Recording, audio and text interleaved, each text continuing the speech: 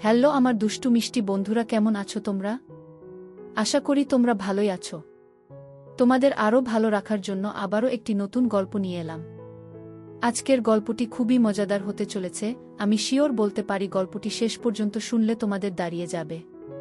তাই ভিডিওটা শুরু থেকে শেষ পর্যন্ত দেখার অনুরোধ রইল। তাহলে কথা না বাড়িয়ে এবার আসল ঘটনা আসি। আমি রাকিবুল ইসলাম রাকিব, সবাই আমায় রাকিব নামেই চিনে। বয়স 25, উচ্চতা 5 ফুট 8 ইঞ্চি। 6 বছর আগে সেনাবাহিনীতে ভর্তি হয়েছি, বর্তমান পোস্টিং হয়ে যশোরে। আমাদের বাড়ি দিনাজপুর। বাড়িতে মা আর ছোট একটা বোন আছে। বাপ শরীফুল ইসলাম অনেক আগে মারা গেছে। আমি তখন ক্লাস 10-এ পড়ি আর ছোট বোনটা 6-এ পড়ে। তখন থেকে মা নিজে সংগ্রাম করে সংসার চালিয়েছে। ঘরে বসে সেলাই মেশিন দিয়ে মানুষের কাপড় বানিয়ে বানিয়ে আমাদের ভরণ পোষণ করেছে। কিছু চাষের জমি ছিল, তা চাষ করে আমাদের সংসার চলত।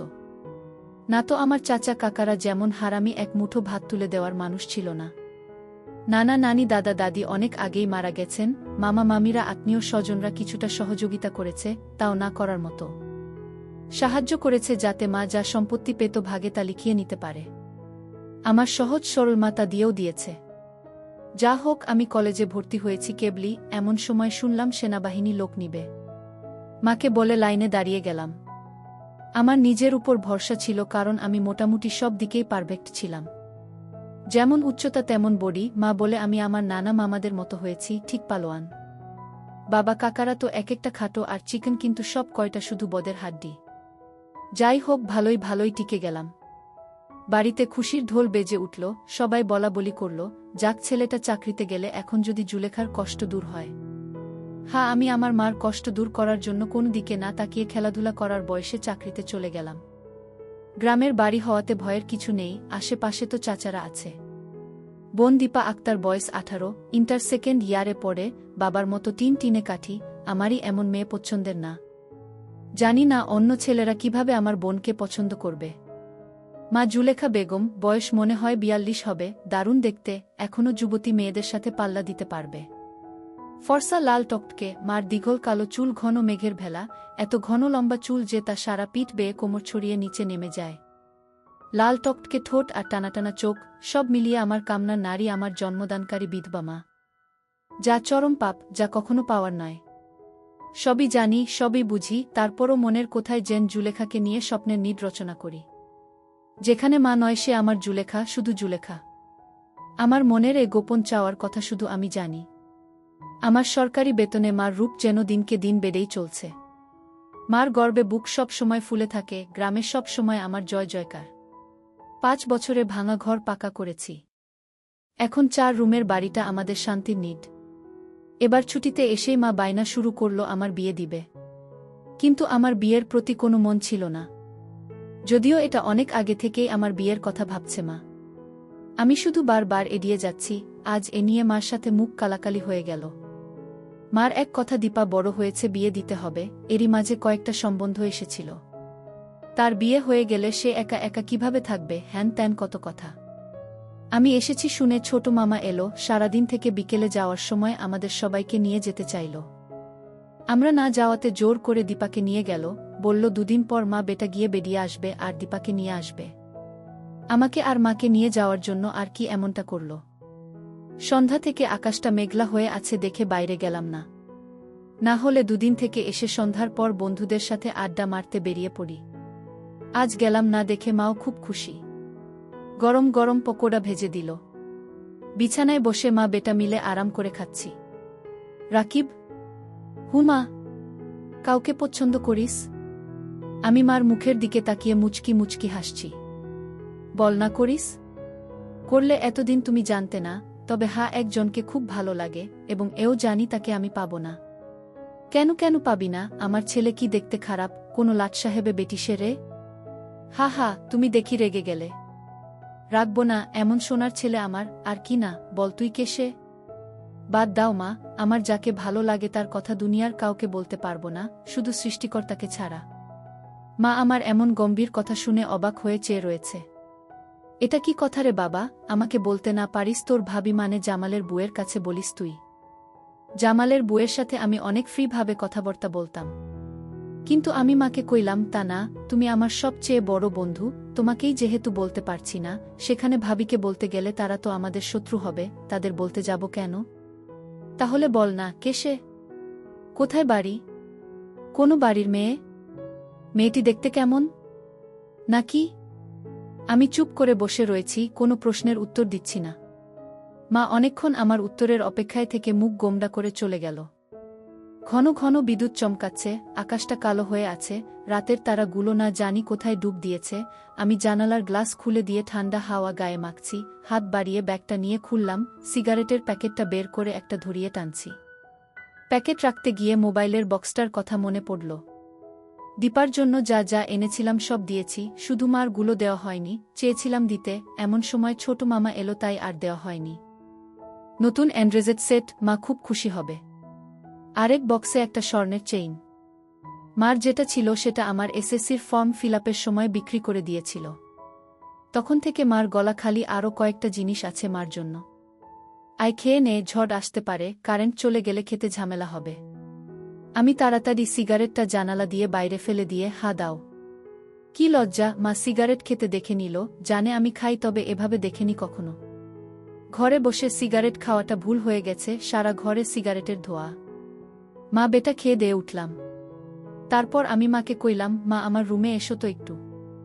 মা বলল, তুই যা, আমি থালাবাসনগুলো গুছিয়ে আসছি। আমি রুমে এসে শুয়ে রইলাম। মা 20 মিনিট পর হাত মুছতে মুছতে এলো। কি রে বাবা? আমি উঠে মায়ের হাত ধরে খাটে নিয়ে বসালাম।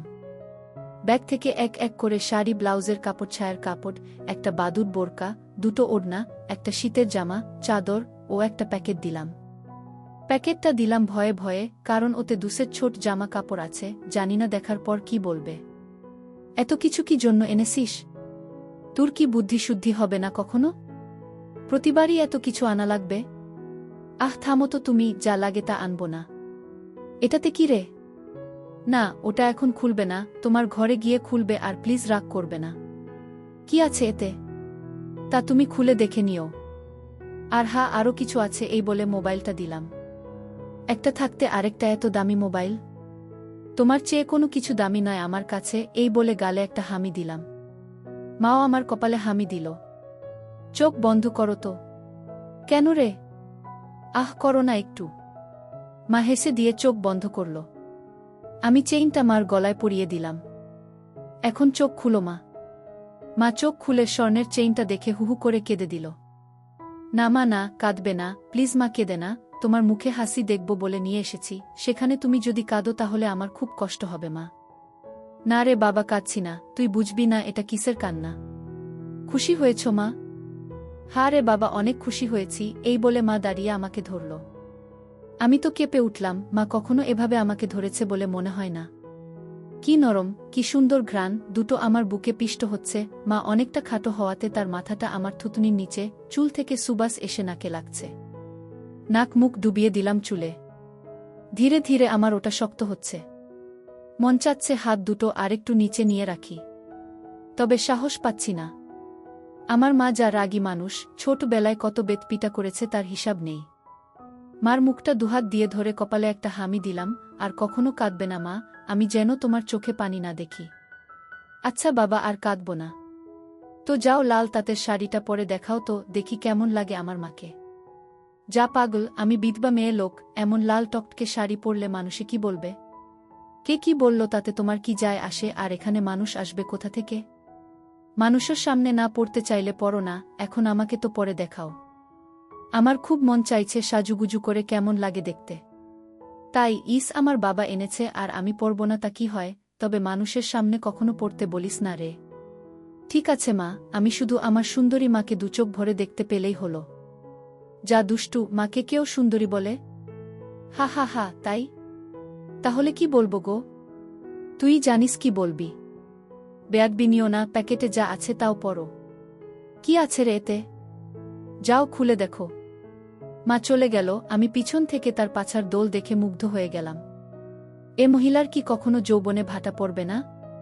প্রায় 15 মিনিট পরে মা এলো। অসম্ভব, এ কাকে দেখছি আমি? এতদিন এক পেডে শাড়িতে যে মাকে দেখেছি তার সাথে এ মহিলার কোনো মিল নেই। কি সুন্দর, অতুলনীয়, গর্জিয়াস, যতই উপমা দিই না কেন কম পড়ে যাবে। মা দরজার কাছে দাঁড়িয়ে আছে, আমি বিছানার পাশে হা করে দাঁড়িয়ে আছি। মা ভীষণ মায়াবী করে হেসে চোখের ভ্রুর উঠানামা করে জানতে চাইলে, কি কেমন? আমি ধীরে ধীরে মার সামনে গিয়ে দাঁড়ালাম। কি রে, কেমন হয়েছে? দারুণ মা, খুব সুন্দর, মনে হচ্ছে অ্যাঞ্জেল। যা দুষ্টু, মাকে এমন কমপ্লিমেন্ট দিতে হয়? আমার 10 পাস মা যে এমন কথাও বলতে পারে জানা ছিল না। সরি মা বলে হাত ধরে বিছানায় নিয়ে বসালাম। আমি নিচে বসে মার কোলে মাথা রাখলাম। তুমি সব সময় এমন ভাবে থাকতে পারো না মা? মা আমার মাথায় চুলে হাত বুলিয়ে দিয়ে, কি পাগলের মতো বলছিস? মানুষে দেখলে কি বলবে? তাহলে বলো, আমি যে কয়দিন থাকবো সে কয়দিন এমন করে সেজে থাকবে? কেন রে? আমার খুব ভালো লাগে মা। পাগল, আচ্ছা থাকবনি। আমি মুখ উঠিয়ে মার মুখের দিকে তাকিয়ে, ওগুলো পড়েছ মা? যা শয়তান, কিছু তো শরম কর, মার জন্য কেউ এসব আনে? জানি না মা কেউ আনে কি না, তবে বাবা থাকলে হয়তো আমিও আনতাম না। সে নেই দেখে মনে হলো আমার মার তো ভালো মন্দর খোঁজ রাখার কেউ নেই, তাই নিজেই রাখি। রাগ হয়েছ মা? না রাগ হয়নি, কিন্তু আর আনিস না। কেন মা, পছন্দ হয়নি নাকি সাইজে হয়নি? সব ঠিক আছে, তবে কি মা? মা লজ্জায় মুখ ঘুরিয়ে নিয়ে, তুই এনেছিস ভাবলে পড়তে শরম করে রে। আজ থেকে আমাকে ছেলে নয় বন্ধু ভাববে, তাহলে আর শরম করবে না, হবে মা আমার বন্ধু? যাহ পাগল, সমবয়সী না হলে কি বন্ধু হওয়া যায়? এ যুগে ওসব পুরনো কথা মা। তাই বলে মা ছেলে? হ্যাঁ মা ছেলে, এতেই তো ভালো, একে অপরের কাছে আসা যায়। তুই অনেক বড় হয়ে গেছিস দেখি, কি সুন্দর কথা বলছিস। তা তো অবশ্যই, কয়দিন পর তোমার ছেলে সেকেন্ড লেফটেন্যান্ট অফিসার হবে। খুব ভালো হবে রে বাবা, খুব ভালো হবে। এমন সময় বিদ্যুৎ চলে গেল। মোবাইলটা জ্বালাতো রাকিব, দেখি চার্জার বাতিটা কোথায় আছে। থাক না মা এমন, কি সুন্দর তোমার কোলে শুয়ে আছি। জানো মা, পাহাড়ি এলাকায় একা একা পোস্টে ডিউটি দেওয়ার সময় এমন স্বপ্ন রোজ দেখি। প্রতিদিন মনে হয় তোমার কোলে শুয়ে একটু যদি। ঠিক আছে, এমনই থাক, তোর যত মন চাই। ধন্যবাদ মা। আজ আমার পাশে ঘুমাবে একটু? কেন রে? মন চাচ্ছে তোমাকে ধরে ঘুমাতে। ঠিক আছে, যা সদর দরজাটা বন্ধ করে ঘরগুলোতে ছিটকানি লাগিয়ে আয়। আমি উঠে মার গালে চুমু দিয়ে লাফাতে লাফাতে চলে গেলাম। আজ আমার খুশি ধরে না, কিছু হলে হতেও পারে। এক জগ পানি নিয়ে এলাম সাথে করে। এসে দেখি মা শুয়ে পড়েছে। টেবিলে জগটা রেখে খাটের পাশে দাঁড়ালাম। মা দেয়ালের দিকে সরে গিয়ে আমাকে জায়গা করে দিল। বজ্রপাতের আলোতে মার মুখটা মায়াবী মায়াবী লাগছে। খোলা জানালার হিম বাতাসে আমার মনে ঝড় তুলছে। জানি না মার মনে কি চলছে। মনে হচ্ছে মা তার স্বামীকে পাশে শোয়ার জন্য জায়গা করে দিল। মা নতুন বউ, আমি তার স্বামী। দাঁড়িয়ে রইলি যে, শুবি না? হা, শুব। মার পাশে শুয়ে পড়লাম, দুজনে মুখোমুখি। আধো অন্ধকারে দুজনে দুজনার দিকে চেয়ে আছি। ঘুমাবি না? তুমি ঘুমাও, আমার ঘুম এত তাড়াতাড়ি আসে না। তাই আয় কাছে আয়, মাথায় হাত বুলিয়ে দিচ্ছি। আমাকে আর পাই কে? একেবারে মার বুকের কাছে বুক নিয়ে গেলাম, তবে কোমরটা দূরে রাখলাম। মা একটা হাত সাইডে লম্বা করে দিল, এখানে মাথা রাখ। মা তার হাতের উপর মাথা রাখতে বলছে। আমি সহজ মনে তাই করলাম। নাকটা মার বগল থেকে ৩-৪ ইঞ্চি দূরে। ভালোমতো দেখতে না পেলেও বুঝতে পারছি যে এর বেশি দূরে নয়, কারণ ঘামের ঘ্রাণ পাচ্ছি। মার বগলের ঘ্রাণেই তো আমার শরীর আনচান আনচান করছে।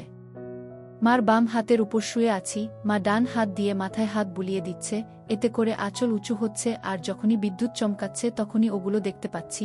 নিজেকে কন্ট্রোল করা মুশকিল হয়ে পড়ছে। রাকিব, হু, কাকে পছন্দ করিস বললি না তো?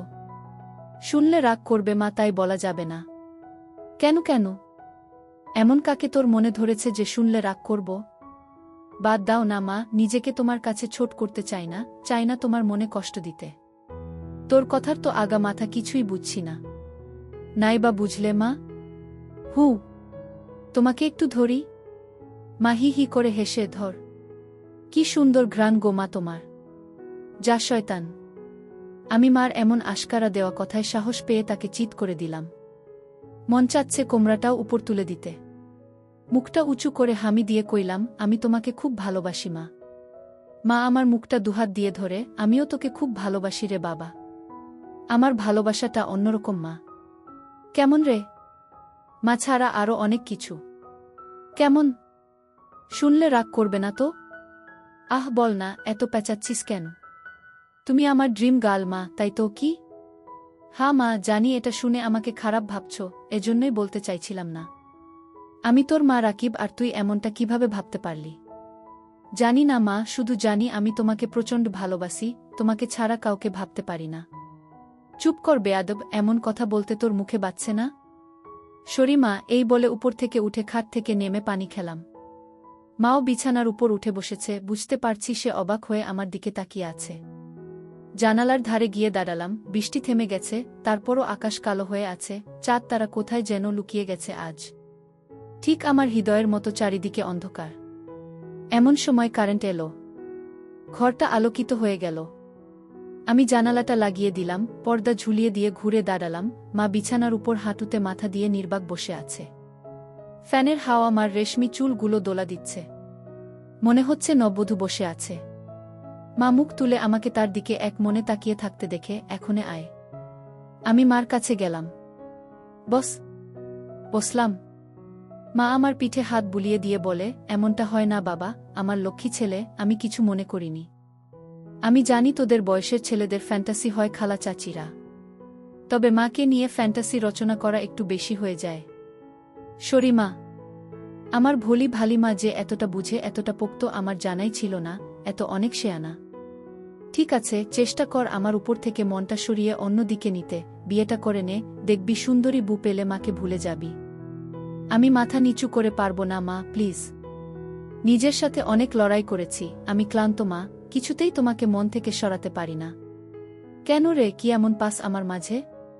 আমি মুখ তুলে মার মুখের দিকে তাকিয়ে কইলাম, জানি না মা, শুধু জানি তুমিই আমার সব, তোমার কথা চিন্তা করলেই আমার কি তোর পাগল হয়ে যায় মা। মা মুচকি হেসে, ও কিছু না, এই জিনিসের প্রতি টান একটু বেশিই হয়, আমি তো বুড়ি হয়ে গেছি, তুই যেমনটা ভাবিস তেমনটা আমি আর নেই। মার এমন কথা শুনে আমি কেঁপে উঠলাম। মা কি ইশারায় আমাকে বুঝালো যে তার জিনিসপত্র আর আগের মতো নেই, দেখলে আমার পছন্দ হবে না? দেখ বাবা, এক এক জনের এক এক জনকে ভালো লাগে। তাই বলে কি তাকেই নিজের করে পেতে হবে এমন কোনো কথা আছে? অন্য কোনো মা হলে এসব কথা শোনার সাথে সাথে চিৎকার চেঁচামেচি করে বাড়ি মাথায় তুলত। আমি কিন্তু তা করছি না, কারণ তুই আমার একমাত্র ছেলে, নাড়ি ছেঁড়া বাঁধন, আমি তোকে অনেক ভালোবাসি।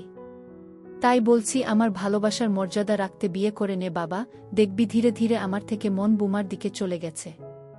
ধন্যবাদ মা, তুমি আমার কথা মন দিয়ে শুনেছ এবং যুক্তি দিয়ে ভালো মন্দের বিচার করেছ বলে। তবে লজ্জা না করে বলছি মা, এর আগেও আমি দু একটা মেয়ের সাথে মিশেছি, তারা শুধু সুখ পেয়েছে আমার কাছে, আদর ভালোবাসা একটুও পাইনি আমার কাছ থেকে, এমনকি আমার নিজেরও হয় না যতক্ষণ চোখ বন্ধ করে তোমাকে না ভাবি। যখন বসে মেয়ের জায়গায় তোমাকে কল্পনা করি তখন আমি আর নিজের মাঝে থাকি না। সুখের সাগরে ভেসে যাই কেবল মাত্র তখনই হয় আমার। তুই তো অনেক দূর এগিয়ে গেছিস তাহলে, আমি অনেক আগে থেকেই বুঝতে পেরেছিলাম যে আজ চোখে লুকিয়ে লুকিয়ে আমাকে দেখিস। ভাবতাম শয়তান ছেলে পুলে, আরেকটু বড় হলে সমবয়সী মেয়েদের সাথে মিশলে ঠিক হয়ে যাবে। কিন্তু এখন দেখছি তা না, তোর দেখি বয়স্ক মহিলাদের ভালো লাগে। এতক্ষণ মার সাথে এত খোলামেলা কথা বলতে পেরে নিজেকে অনেক হালকা লাগছে। সাহস করে মাকে ধরে শুইয়ে দিলাম। মা চুলে হাত বুলিয়ে দিচ্ছে। আমি তাহলে কি করব মা? সেটাই তো ভাবছি। যেটাই ভাবো মা, আমার মতো পরিবর্তন হবে না। মানে কি? মানেটা তুমি ভালো করেই জানো। মার কণ্ঠে এবার সত্যি সত্যি রাগের আওয়াজ পেলাম। তাই বলে সারা জীবন বিয়ে করবি না, নাকি ছেলে হয়ে মাকে বিয়ে করতে চাস? মা যে এমন কথা ঠাস করে বলে বসতে পারে তা আমি চিন্তাই করিনি। আমি কইলাম, বিয়ে না করতে পারলেও তো তুমি আমার হতে পারো। এটা কি মামা বাড়ির আবদার নাকি? ছি ছি রাকিব, এমনটা বলতে তোর মুখে বাঁধল না? তাহলে সারা জীবন ছেলেকে এভাবেই দেখতে পাবে মা, তোমার এই রাকিব কখনো বিয়ে করবে না। মার চোখে জল টলমল করছে, আমি হাত দিয়ে তা মুছিয়ে দিলাম। আমি তো এমন কিছু করিনি মা, তাহলে তুমি কাঁদছ কেন? আমরা দুজন জাস্ট আলাপ করছি। মা অনেকক্ষণ চুপ থেকে, শুন বাবা, লজ্জা শরমের মাথা খেয়ে বলছি, তোর কষ্ট আমি দেখতে পারবো না। আর বয়স্ক মহিলাদের কাপড় চোপড়ের উপর থেকেই কেবল ভালো লাগে, খুললে নয়।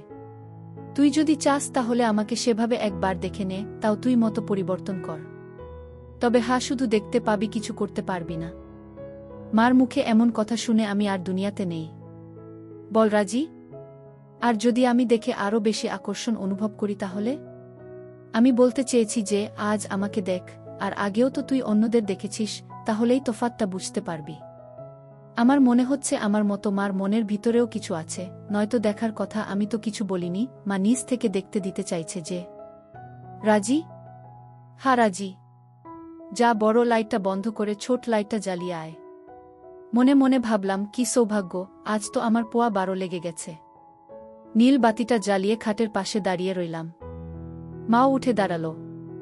ধন্যবাদ মা আমার স্বপ্ন পূরণ করার জন্য। তোর জন্য আমি সব পারি রে, শুধু কথাদের সব দেখে নিয়ে মাকে ভুলে যাবি না তো, বা ভুল বুঝবি না তো? কি বলছো মা, তুমি আমার মা, আমার স্বপ্নের রানী, আমার ফ্যান্টাসির জগৎ, সব কিছুই তুমি। তোমাকে ভুলে গেলে তো নিজেকেই ভুলে যাওয়া হয়। কথা দিলাম মা, জীবন থাকতে তোমার অবাধ্য হব না। ভুল বুঝা বা ভুলে যাওয়া তো দূরের কথা। আমি কইলাম, কিছু মনে করো না মা, আমি কি ছুঁয়ে দেখতে পারবো? মা আমার চোখের দিকে তাকিয়ে, আমি তোর মা রাকিব। হ্যাঁ মা, তুমি আমার মা এবং আমার রানীও। আমার আবদার শুনে মা শেষ পর্যন্ত রাজি হয়ে গেল। তারপর মা বলল, আমি তোর সব আশা পূরণ করব, তবে একথা পৃথিবীর কেউ যেন জানতে না পারে। আমি কইলাম, ঠিক আছে মা, একথা শুধু তুমি আর আমি ছাড়া পৃথিবীর কেউ জানতে পারবে না। মা আমার কথা শুনে বিশ্বাস করলেন এবং আমার সব আশা পূরণ করল। কিন্তু আজ আমি তোমাদের সব সত্য কথা বলে দিলাম, কিন্তু এসব সত্য কথা কেউ কাউকে কখনোই বলে না। প্লিজ বন্ধুরা, গল্পটি ভালো লাগলে জোনাকি ব্লগ চ্যানেলটি সাবস্ক্রাইব করে দিও।